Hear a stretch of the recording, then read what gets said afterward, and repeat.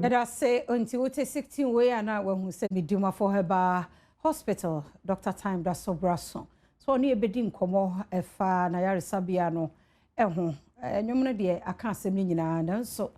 ese afi no obi kura ba wie ya na say ya have ntino ye nto asa nkomo no so medofo me mu ache mejo so bibia kokko de nyame adom ye de nyame ase ye ntie o adom wo hu ye mobo ye de nyame anti staff atade ni ohu Medimafo Herbal Hospital staff tu she bia so ye staff ene na mabontin za nyame di ase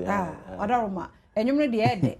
yate west no odaroma yentie enkomo ewo ho anope beda ase ohima mamenchia wahefo ene watiefo enanopai na yen kankere mo se Medimafo Herbal Hospital se ote enwom no se de esie no na opani kwankyerefo a odaso ya no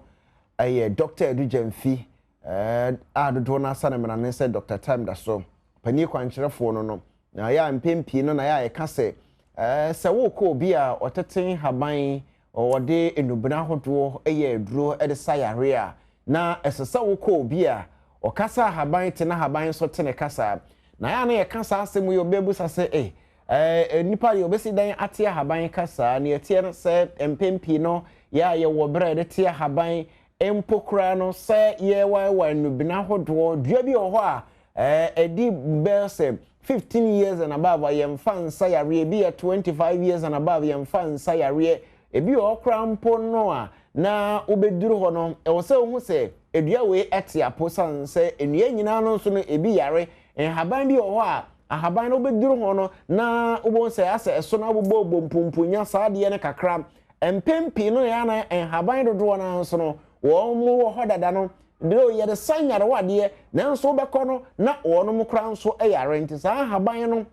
e wo so ye obi a wo ade obetimi hu se haban we ti apa metimi dia sayare haban we di tumi sayare ni ewom ansa na watumi enso atete se wo de kwakosa nyare wa hodo anya sa wodi mi se bia agrakura haban ana empono ahoma chem etimi sanyare wa bi ana empono wudifo kete etimi esa nyarwa hodo ba wo se etimi sa yare ABCD ba ro de bekono na afi entumi ensa yare no na afi utwa ho na unhunu ne awonye esanse onye obi a okasa haban te na unhunu se ahaban we ni su ne ban so de asia ye no me de sayare a enye ye enu nti na wasa me pene fofora metimi de asa nyarwa hodo enu nti na tabia me kase e wasa o ba obo obi a onima haban no na ote haban kasa na otimi hunu se ampa haban a me babati ya de se ahode ni nuane nura hodo no ewo mu a metimi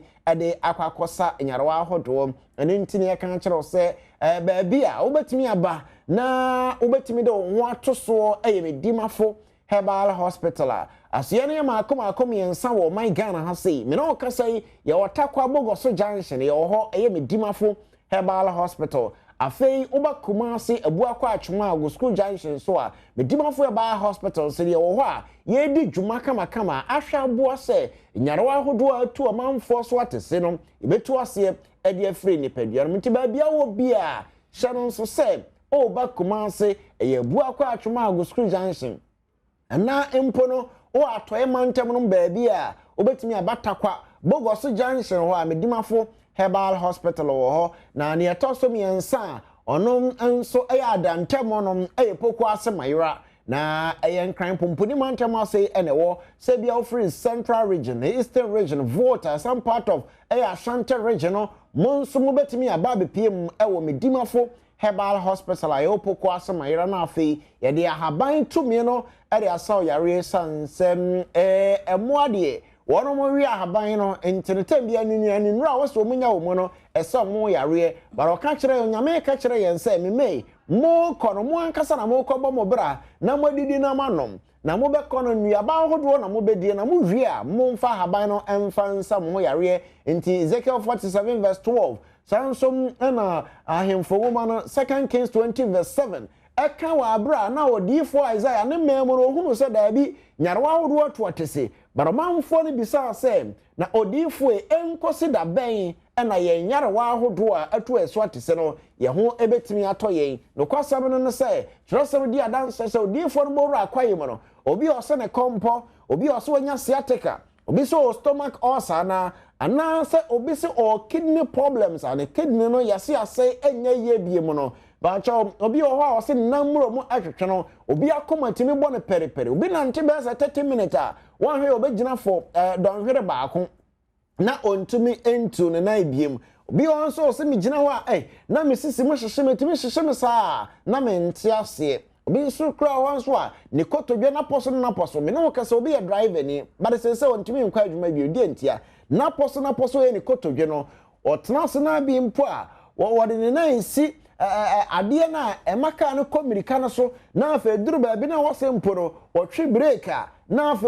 pagya ne nan so de kotua na ne nan no mu aka no ɛno mpo timi cause accident ɛma ne yie ɛno nti sɛ car no ontimi ntwe bio bɔmɔde ana bra Medimafo Herbal Hospital na ayaresa tumi a onyame apɔne ho kakra de ama Dr. Tam da so no amfa bi ento so na ho ntimi ntɔ semedro free Samaria nkansuo nkabo esanyarewa ahodo ɛno nti ene ye kan kyerɛ sɛ bra Medimafo Herbal Hospital but for the first time e Ghana bakɔsɛmo adia baako no sɛ ayaresa bi a ɔbaaye na kyese ne card a wo de ba ayaresa bi a ho no etimi gi akyɛde Medimafo Herbal Hospital mpacho wiase nyina bi nsida ɛno nti okuta Medimafo Herbal Hospital card ebeduru mra bi yɛsebagye television ebeduru mra bi yɛsebagye mobile phones bi atia no sɛ enya sa mobile phones ni we na obagye na ebesa yare ne mom ye sa yare no na ye san som ade ode obi ahye wakoma mu san se bi mpo a na wo teka mo ko ba bi o phone no kra no enipa bi afa o television no anhye da nkonkan but sare ebe ya ebetumi aboa na wayare san so atumi akoso se wote wo na wo hwe television na afa krampon so no ohomwa no nurse na tumi calm down na watumi nso anomaduro no kama pa Medimafo Herbal Hospital ya na mpempe metan kase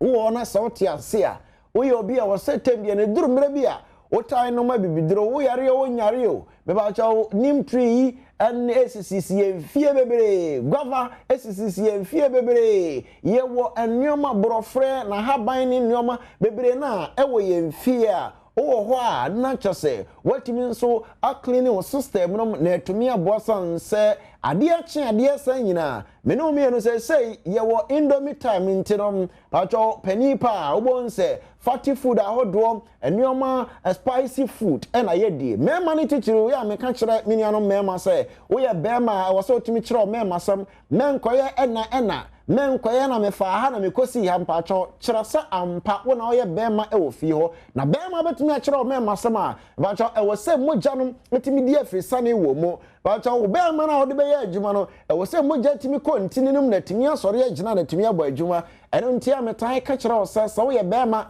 na within a week no se wo bema ntumi ansore 4 times in the week ahomachi bia ntumi anyina so be mpra 9 in the week me ba cha wo yare pe wo aduro na afeye esanse at least anya da bia na emom no 4 times in a week de e wo say timi atwa 7 I said ye bia wo ko ba bi na wo de wo do no we raba from na afi wo do nsa no de ato so say no wo twa 7 no nti be man so say timi twa 7 ntimi ntwa 7 a nya say e wo so ba Medimafo Herbal Hospital pacho ba nya aphrodisia dro de de ma wo dro de ma no ye haban ya bibi dro de ma wo a ekoye oni padua no adwuma eye untini no adwuma ba bia kwa biara asisie no pacho ne asisi kwan no blockages bia ho bia no na na firi ho na afi correct the system a ewo oni padua no na afi atumi ya adwuma ama bibia atumi akonkan ano nti nyame ya adwuma pacho Dr. Tam da so me no kasa nyame adom ochena eye Thursday Dr. Betena se opoko asemayira so na Friday so Betena se opoko asemayira appointment service pacho from Thursday no mo appointment no from area ekro anopa de obi biara betima ba be share doctor e wo bra wo muki appointment ba wo appointment from area afternoon ekro ni nyina ya appointment onyame adom ochena Thursday no e opoko asemayira Friday so ya appointment entim pacho je number na free natural se o ba be share doctor ene obi anya stroke na no achia pacho 3 days wano no ebetene ansane amo adura ma afempo so no wuntini mu nyina emu atumi asane ama ho ato obi anya stroke enti pacho ne kasa ne kora eba obi o nso a stroke no eboboba adeɛ ba kono sɛ obon sa okasa na okasa na esa mem Medimafo Herbal Hospital ana mpo wanya cancer bi anansa wanya esophageal ulcer ewo otrota na Medimafo Herbal Hospital eno etimi lead say o voice ubetumi lose o voice a wontumi enkasa biem ebetumi a number of operations ahoto but o voice no entumi amma biem age say bia yema artificial na yema artificial na watumi ede akasa ade afam number aba frame Medimafo Herbal Hospital na nyame adom Thursday ye ochena wa frɛ na afɛ oni doctor di mpu ba bia abekɔ bia mpacho ndro ye den ma ono ye ndro ya nkasa na yaye erenti no mpanimfo nso agye atum sampa yemfa nsa saa nyarwa ahododo na enti Medimafo Herbal Hospital appointment number and the good team no so betimi afrɛ na ono ye din komo ba no person book appointment now share doctor ankasa animoni doctor kasa number a me bebo no fa na fe ene ni nkomo appointment fee 200 Ghana cedis ana aji o Medimafo Herbal Hospital mbacho ye nye mmoro saa o be ye card 70 Ghana cedis say scan say lab ena wo so twa bacho Medimafo unkotwa scan unko ye lab a ebeboro 150 cedis da bi da enyuru ho ba bi a enti bomode aso beba Medimafo Herbal Hospital na yabo wo number for appointment 0591 202375 bacho tieni pa 0591 202375